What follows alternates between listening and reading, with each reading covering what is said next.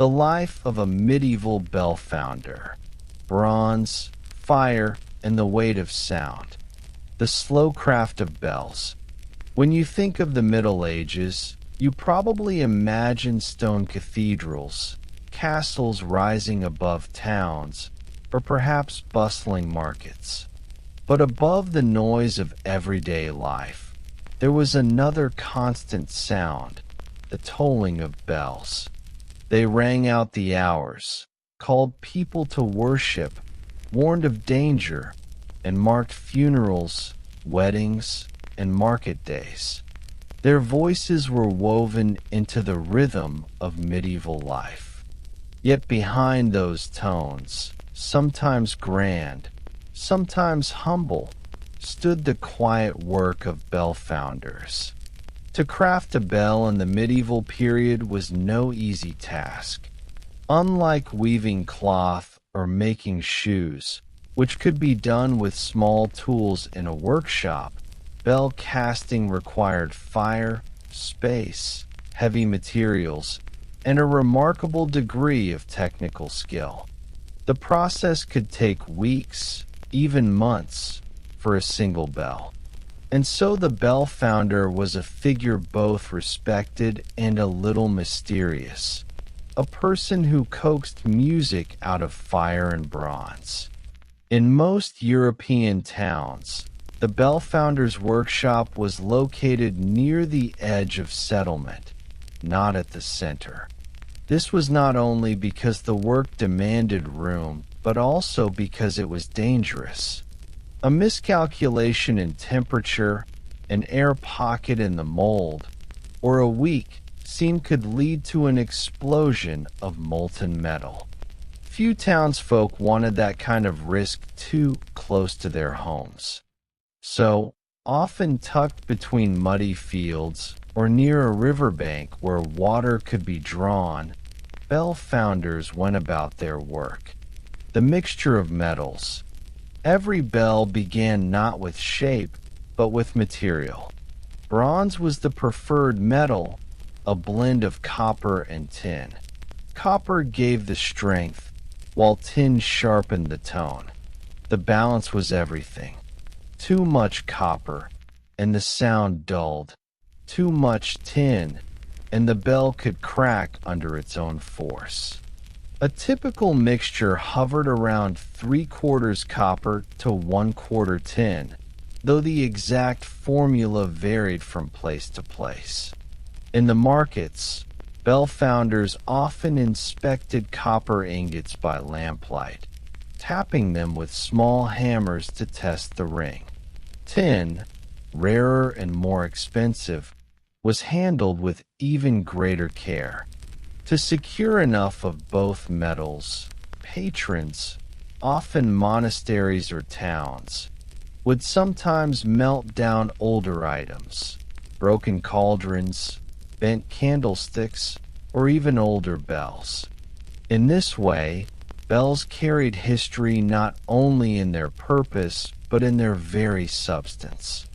One chronicler in the 13th century wrote of a town that, in order to recast a cracked cathedral bell, gathered bronze from dozens of sources, old door hinges, worn-out vessels, even a knight's damaged armor.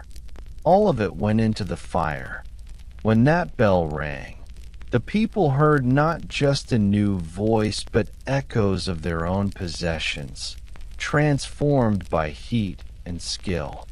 Building the mold.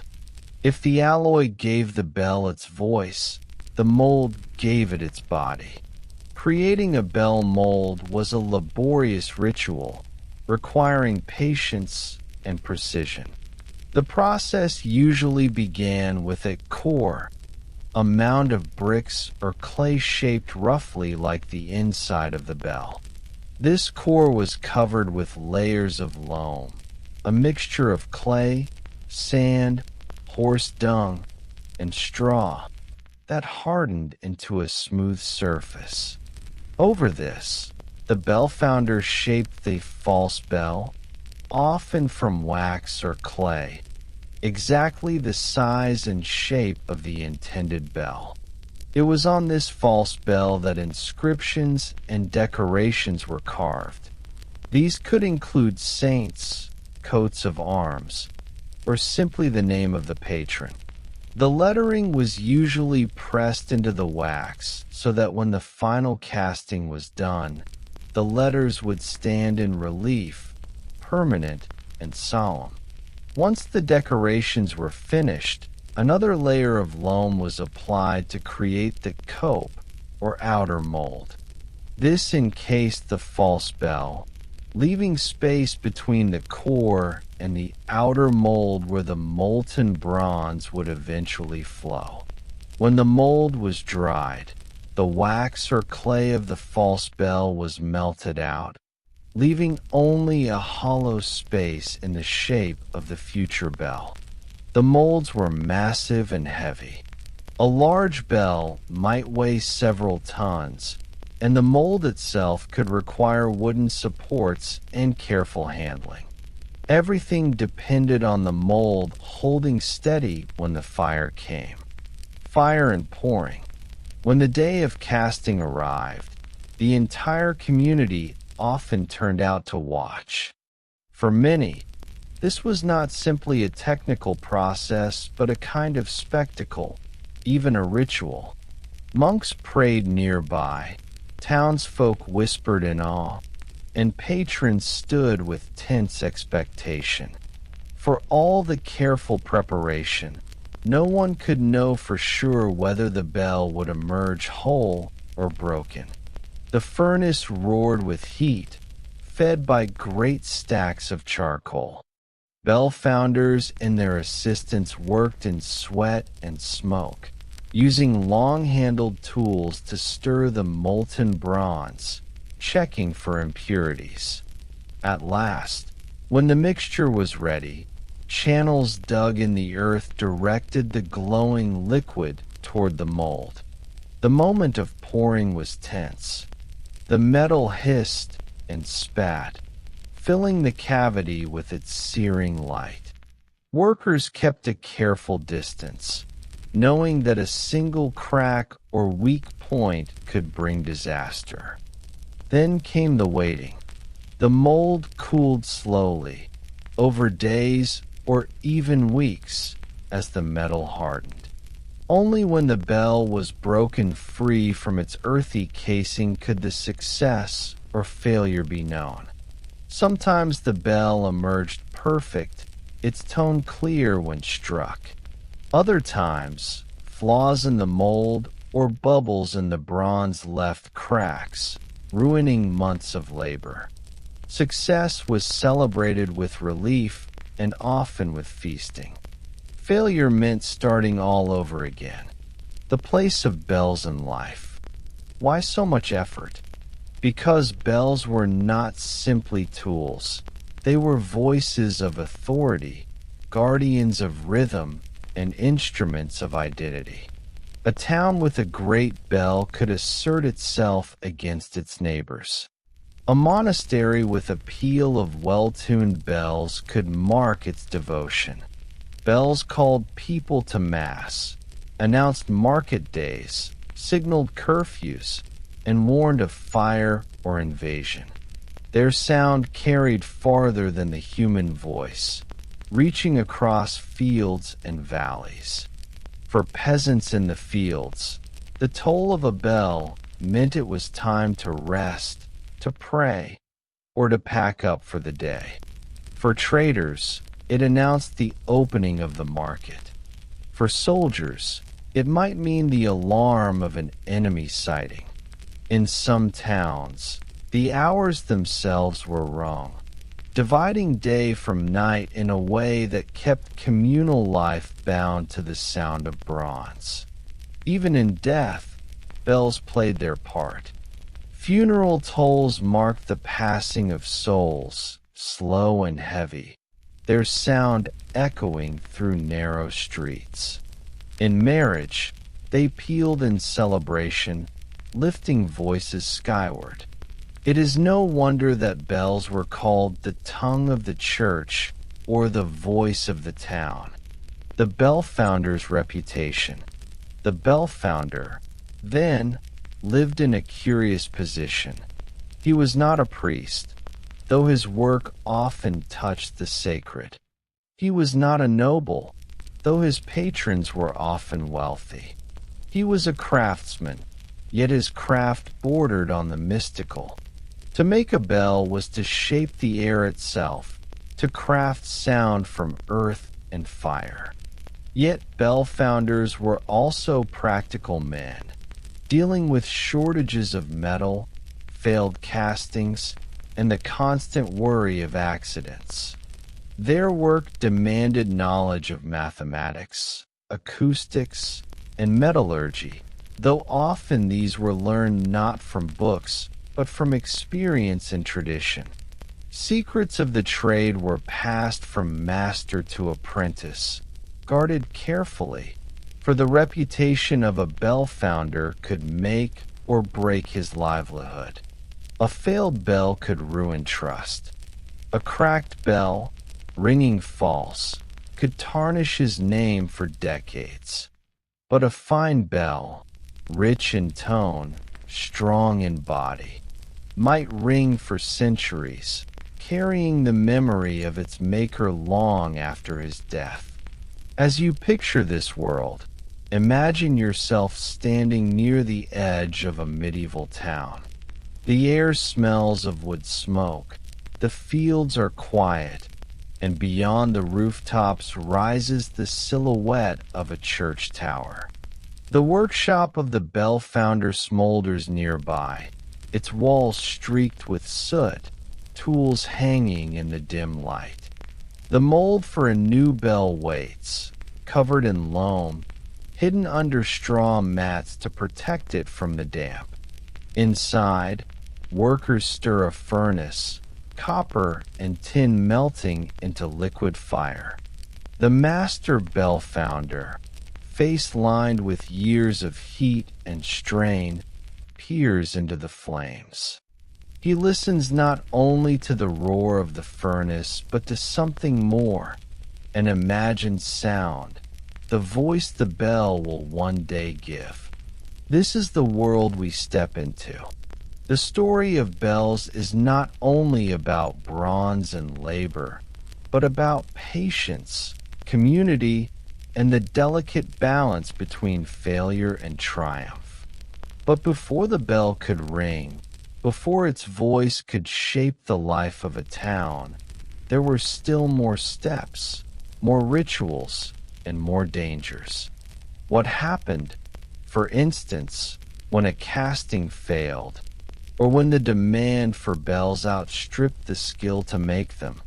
Failures, dangers, and rivalries. The weight of failure. If the making of a bell carried honor when successful, it also carried shame when it failed. The risks were many. A flaw in the mold could leave the bronze uneven, producing a distorted tone. Air trapped in the molten metal could create hidden cracks. Even the weather could conspire. Rain during casting could cool the mold too quickly or cause steam explosions. When a bell cracked, the consequences went beyond disappointment. The sound of a broken bell was uncanny, a warped, hollow tone that unsettled those who heard it. Chroniclers noted such bells as ill-omened. In some towns, a cracked bell was associated with divine disfavor, though Bellfounders knew it was often simple physics. The remedy was to melt it down and try again, but this meant new expense, new labor, and sometimes a long wait for the community. For the Bellfounder himself, failure was costly to his reputation. Patrons who had raised money for the casting might accuse him of incompetence. Lawsuits could follow, especially if the failed bell was large and expensive. A single disaster could drive a Bellfounder to bankruptcy. And yet, many persevered, for there was steady demand. Every growing town needed bells, and every cracked bell eventually had to be recast. Fires and explosions. Accidents did not only ruin bells, they could ruin lives. The furnaces required to melt tons of bronze roared at terrifying heat.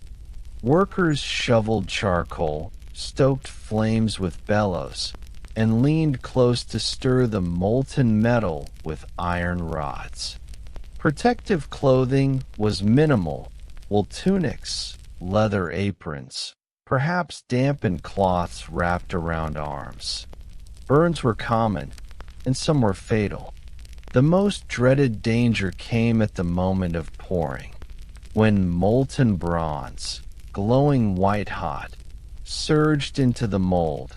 Any weakness in the loam walls could cause a rupture. There are records of molds splitting apart, sending streams of fire across the ground. Onlookers ran for their lives, while workers, caught too close, could be badly injured. Some chronicles, sparse as they are, describe entire workshops consumed by fire after failed castings. Wooden beams collapsed, tools melted, and months of work vanished in minutes. It is not surprising that prayers were often said before each casting. To some, the process was a holy act. To others, it was a gamble against disaster. Rivalries among towns. Bells were more than instruments. They were symbols of pride. A great bell was a statement of wealth, of faith, of authority. Towns competed with each other, not just in markets and trade, but in the size and quality of their bells. To commission a bell of surpassing size was to claim prominence over neighboring communities. This competition sometimes strained the Bellfounders. One town might demand a bell larger than that of its rival, pushing the limits of technology. The weight of these massive bells challenged the strength of towers, which occasionally cracked under the strain. Engineers and masons had to reinforce walls and buttresses to hold them aloft. In certain cases, disputes arose when rival towns lured away skilled bellfounders with promises of better pay or privileges. Some records suggest that itinerant bellfounders were treated almost like prized athletes, courted and persuaded to work for one city rather than another. The political implications were real. To secure a famous bellfounder was to secure prestige. Bells as weapons of politics. Because bells could summon people in moments of crisis, they were sometimes seen as instruments of power. In revolts or uprisings, the ringing of bells could gather crowds quickly. Authorities were well aware of this. In some regions, rulers forbade towns to ring their bells without permission. In extreme cases, bells were even silenced, removed from towers and hidden or melted down to prevent their use in rebellion. Bellfounders, though craftsmen, were not entirely apart from such politics. Their patrons, be they abbots, bishops, or city councils, often had political motives behind their commissions. A new bell could assert authority, celebrate victory, or honor a treaty. In this way, the bellfounder's work was entangled in the struggles of his age, the sounds of success and failure. When a new bell was complete, the moment of truth came with its first strike. Sometimes this was done with a hammer on the ground before hoisting it into a tower. A clear, resonant sound brought relief. A dull or buzzing tone could mean disappointment, even if the bell was structurally sound. Townspeople, even those with no training, often claimed to hear differences between bells. Some spoke of sweet or harsh voices, while others attributed spiritual qualities to them.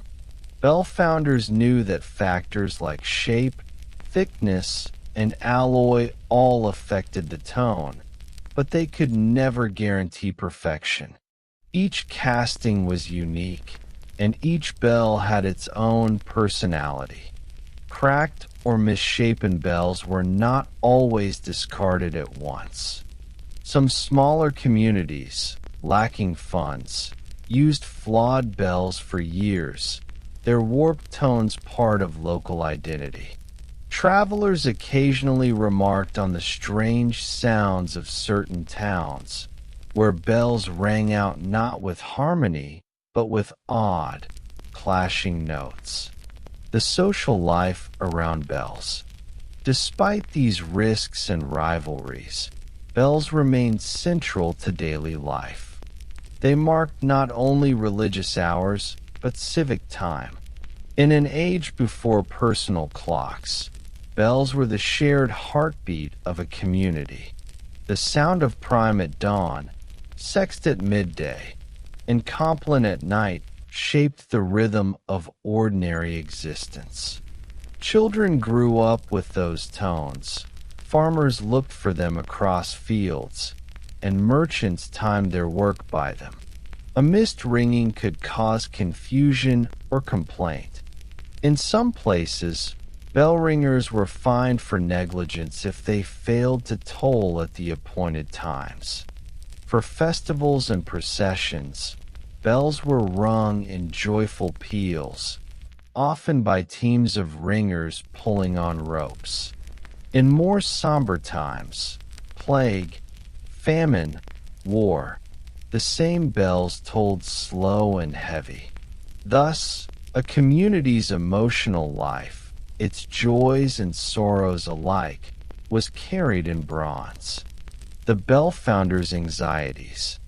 For the Bellfounder, however, each commission carried anxieties.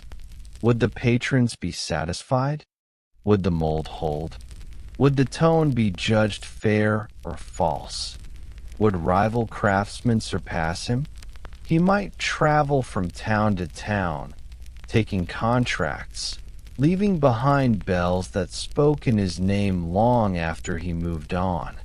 Unlike stonemasons or carpenters, who left visible works, Bellfounders left voices. Their signatures were sometimes cast into the bells themselves, but more often their presence was remembered only in the sound that echoed daily over fields and villages. The psychological burden was real. In some guild records, disputes are noted between Bellfounders accused of poaching work or slandering each other's skills.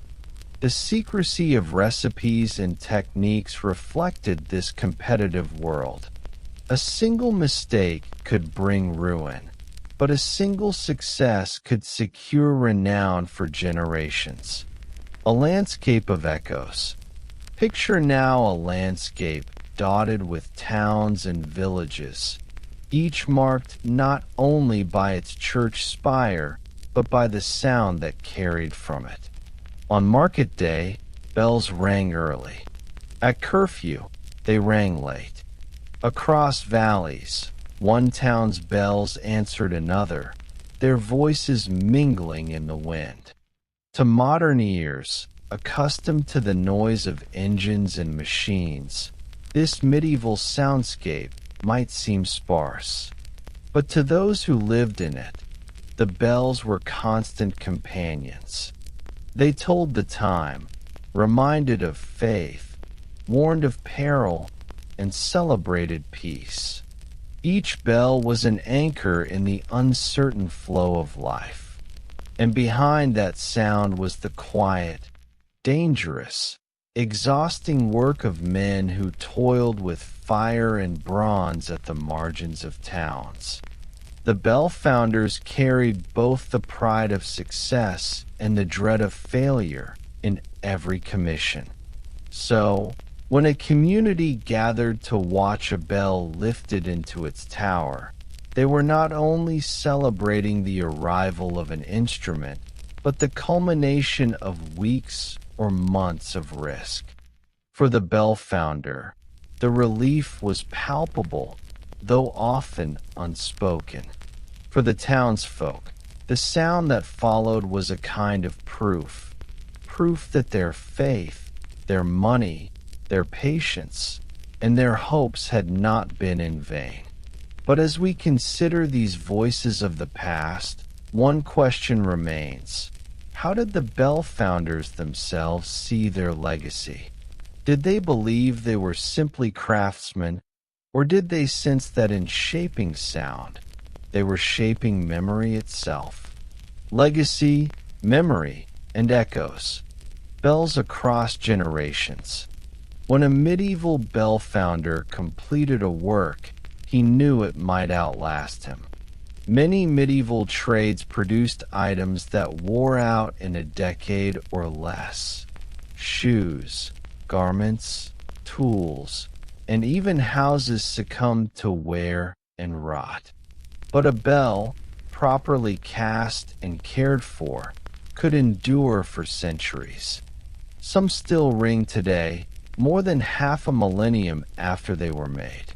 To the townsfolk of the Middle Ages, this longevity was a point of pride. They heard the same bell their parents and grandparents had heard, and they expected their children to hear it too. Bells became a shared inheritance. In wills and civic documents, they were treated with the seriousness of treasures. For the Bellfounder, this meant his skill spoke across generations.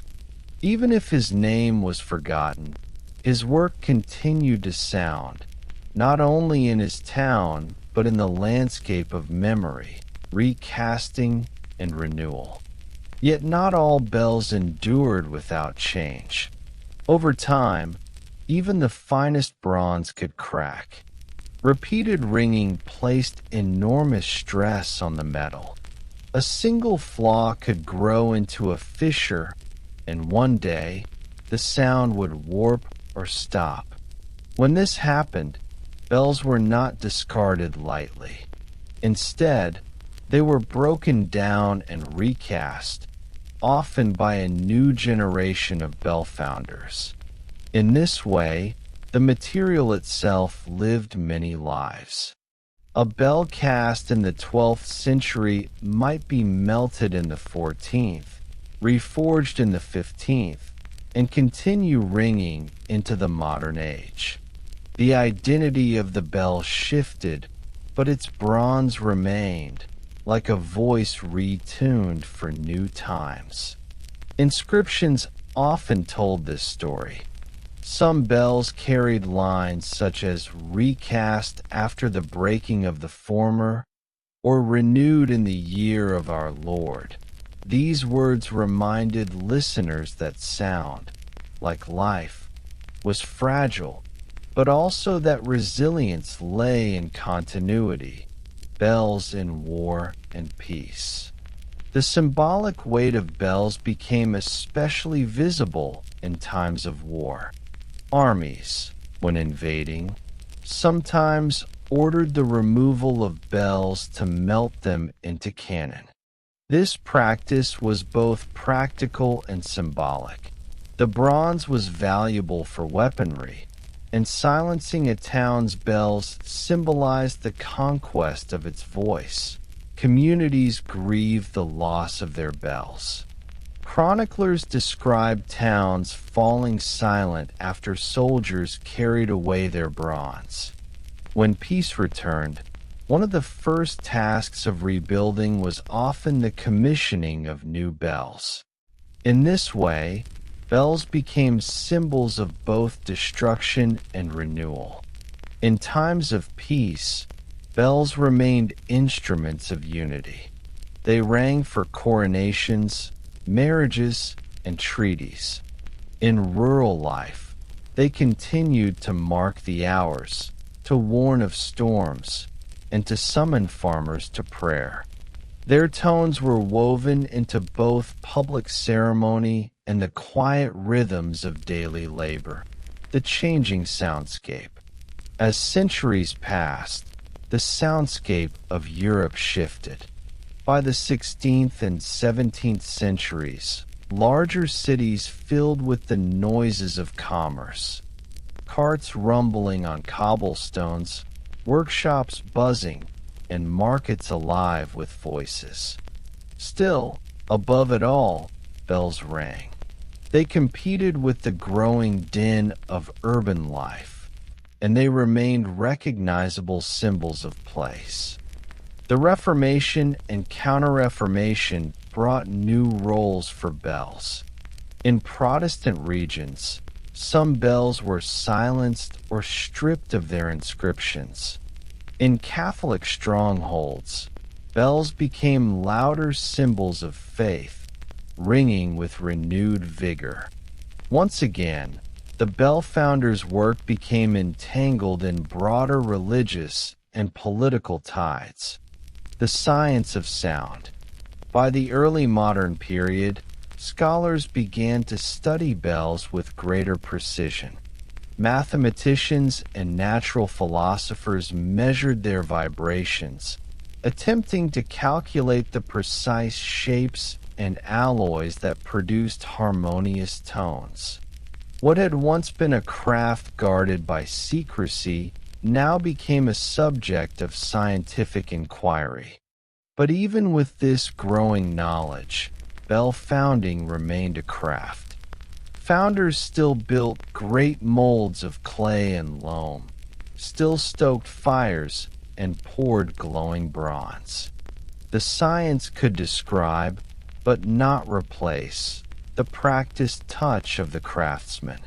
A bell was never entirely predictable. Each retained something of chance, something of mystery. Bells in the Age of Nations. By the 19th century, bells had taken on new symbolic meanings. They were tied not only to religion and civic life, but to national identity. In France, during the Revolution, bells were seized and melted to make cannon.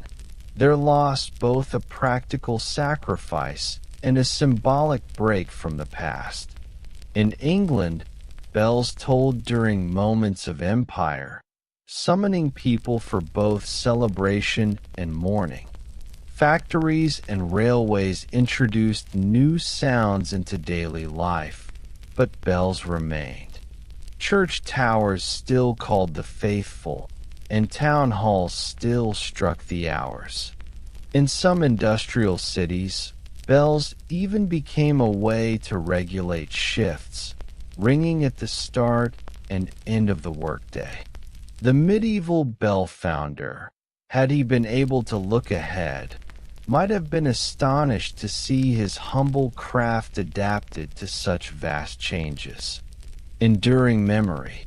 Today, when you stand in a village or city where a medieval bell still rings, you are hearing a voice shaped by hands long vanished. Each strike of the clapper is a link across centuries. The founder, the laborers who hauled charcoal, the apprentices who plastered molds, all are gone, but their effort lives on in sound. Museums sometimes display cracked bells, silent but still monumental. Their surfaces carry inscriptions in Gothic letters, their bronze darkened with age. Visitors may walk past quickly, seeing them as curiosities, but to pause before one is to realize that it was once alive with sound, commanding a community's hours. The legacy of the founders. And so, what is the legacy of the medieval bell founder? He was not always wealthy, often not celebrated, sometimes forgotten. His name might appear in a guild ledger or on a fading inscription. Yet his work endured in ways few others did. His creations became the heartbeat of towns, the markers of history, the instruments of memory. The risks he bore, the fires, the failures, the rivalries, were balanced by the dignity of creating something larger than himself. His bronze voices still echo, sometimes cracked, sometimes recast, but rarely silenced for long. As you imagine the soft toll of a medieval bell, consider the layers of history it carries. It is not only a sound but a story, of fire and earth, of danger and skill, of faith and rivalry. Each note rings with the sweat of craftsmen and the patience of communities who waited for their voices. And so the question lingers, quiet but persistent. When we listen to these ancient echoes today, are we hearing merely metal striking metal, or are we hearing the memory of an age that, though long past, refuses to fall silent?